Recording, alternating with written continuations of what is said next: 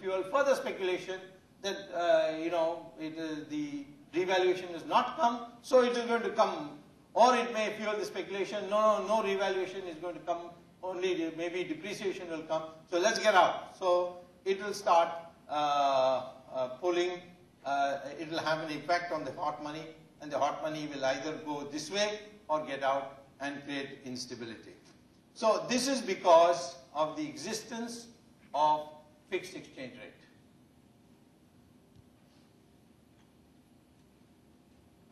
So if you have a fixed exchange rate and a capital account convertibility and a money supply which doesn't contract, I mean there's no policy to contract it, then what happens is that it encourages speculators, and that will definitely sooner or later lead to a run on foreign exchange. That's exactly what happened in Thailand.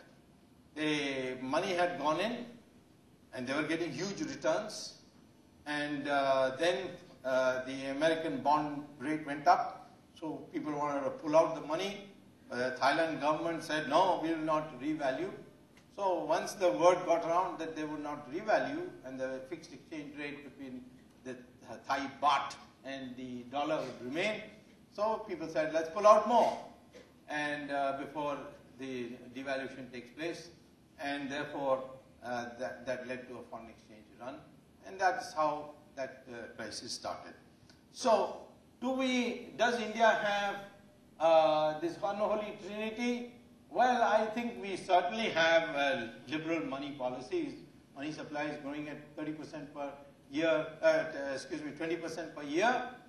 And with all this, now fiscal deficit is climbed up to 5%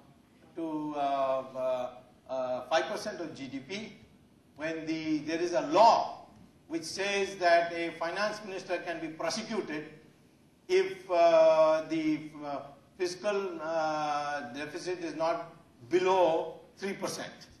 Yeah. So now if I get government next time, I know how to prosecute Mr. Chidambaram. So anyways, you have a liberal money supply, and even if it was not liberal, the Pakistani ISI will ensure that your money supply is increased by printing bogus notes, which they are doing in a big way. And so, or some other way, maybe participatory notes will come in and that will pump in. Participatory notes has contributed to the money supply because money comes from abroad in foreign exchange and the Reserve Bank has to give them rupees. So, therefore we do have a liberal money supply. Do we have a fixed exchange rate? No.